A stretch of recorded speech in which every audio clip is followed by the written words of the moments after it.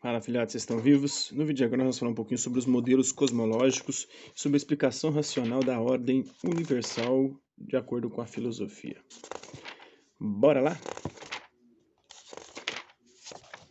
O termo grego physis, natureza, que é traduzido em nossa língua pela palavra natureza, que por sua vez deriva do termo latino natura, significando aquilo que nasce, como vimos.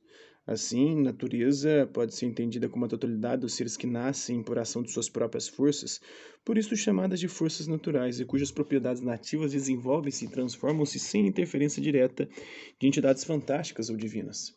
Desde a formulação desse conceito de natureza, coube aos estudiosos explicar as transformações naturais do mundo por meio de causas naturais, isto é, pela ideia de que tudo o que ocorre deve ser entendido como gerado a partir da ação específica dessas forças naturais.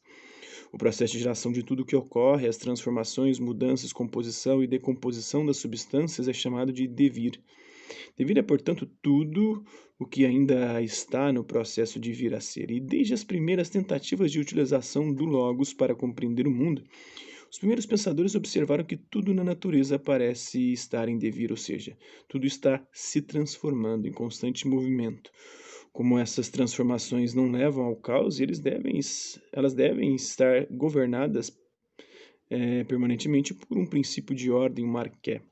A conclusão é simples: toda transformação natural deve possuir uma causa natural, isto é, um outro fenômeno, que deve conter a propriedade de desencadear a manifestação deste.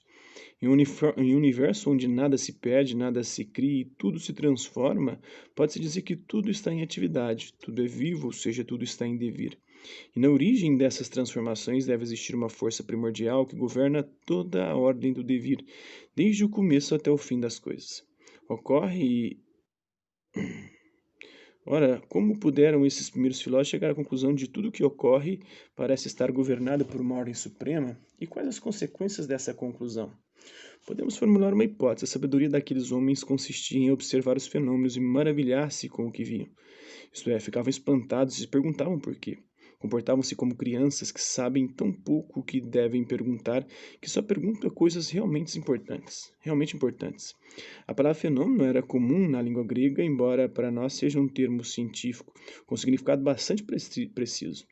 Para os gregos antigos, a física, a natureza, se mostra através dos fenômenos, termo que literalmente quer dizer aquilo que vem à luz, que se manifesta por suas próprias forças. Também era parte do senso comum dos gregos que os fenômenos naturais são múltiplos e cambiantes.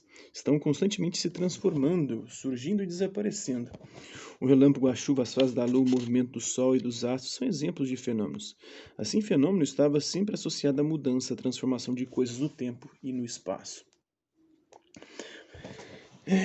Para os filósofos gregos, estar em devir está em movimento. Eles não entendiam o movimento no sentido atual do termo, apenas como uma mudança de lugar numa escala de tempo. Para eles, existe movimento em qualquer transformação quando, por exemplo, um marceneiro transforma uma tora de madeira em uma mesa. E onde existe movimento, deve-se supor que existem causas atuantes que determinam as características das mudanças ocorridas. A novidade está em propor que toda essa multiplicidade de fenômenos é a manifestação material de uma única força primordial, cuja ação gera as coisas diferentes e a ordem em que aparece. A ordem universal faz com que a multiplicidade das coisas se integre em uma unidade, ou seja, a ordem é o que governa o funcionamento harmônico de tudo o que existe. O esforço dos primeiros filósofos foi imaginar a ordem universal como decorrente de uma única força primordial que continua presente em todas as coisas enquanto existirem. Isso significa que o cosmos é ao mesmo tempo mundo e ordem. Possui um governo próprio, isto é, um princípio causal universal que constitui sua essência sagrada.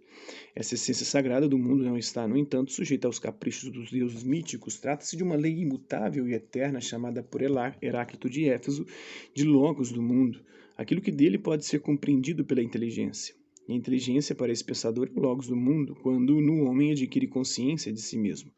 A inteligência é, portanto, o dom divino por excelência, o que confere o caráter elevado ao conhecimento humano e à filosofia. Para imaginar a ordem universal, constatamos que os primeiros pensadores valeram-se de metáforas. Tales de Mileto utilizou a metáfora da água, Anaximandro de Mileto a metáfora do áperon, do ilimitado, indeterminado. Anaxímenes de Mileto preferiu a metáfora do ar. E Heráclito tornou mais abstrata essas metáforas, nomeando a ordem universal como logos do mundo, mas ele dizia que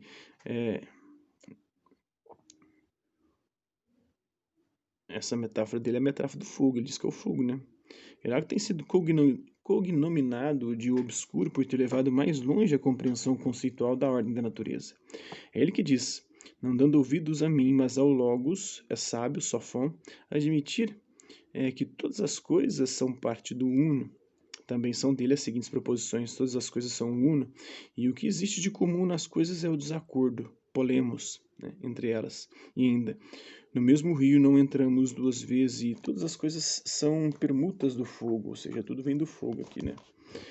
De fato, apesar de separar claramente a opinião dos homens sobre a realidade do cosmos e o próprio Logos universal, considerado como a essência do mundo, também Heráclito de Éfeso utiliza metáforas para interpretar conceitualmente a origem e o funcionamento do universo. Para ele, fogo é a metáfora do desacordo essencial entre as coisas, isto é, a lei unitária, o logos, que governa o processo pelo qual as coisas nascem e morrem, aparecem e desaparecem, transformam-se umas nas outras. Este mundo, o cosmos, o mesmo para todos, nenhum Deus, nenhum homem o fez, mas era, é e será um fogo sempre vivo, acendendo-se em medidas e apagando-se em medidas. A realidade do mundo é modelada assim como um processo de perpétua autotransformação de uma força primordial que é fogo sempre vivo, que constitui a arqué, o princípio e a origem de todas as coisas, né, que é, em suma, tanto a identidade das coisas diferentes e opostas, portanto a sua lei e a sua ordem, como o lugar divino onde todos os opostos são originária e eternamente reunidos, e onde a lei das coisas é o conteúdo de sua suprema sapiência, é o conteúdo da suprema sapiência do Deus, origem e governo do dever cósmico, né?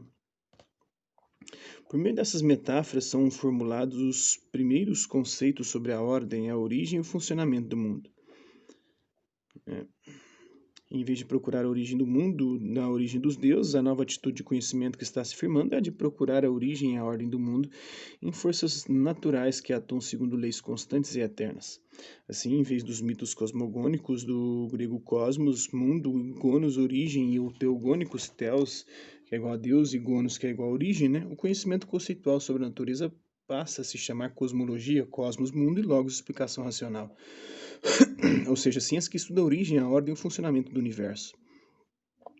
A cosmologia hoje é uma ciência avançada, sendo uma ciência apresenta seus resultados analíticos sob a forma de teorias científicas, isto é, enunciados matemáticos que descrevem com precisão a origem, a ordem e o funcionamento do universo. E apresenta seus resultados analógicos sobre a forma de modelos científicos, isto é, construções da imaginação que permitem a visualização global do objeto que está sendo descrito pelas teorias científicas. Lembremos que os procedimentos analíticos são privilegiados para a ciência, pois só eles permitem que se afirme que um determinado enunciado constitui uma interpretação verdadeira ou falsa da realidade.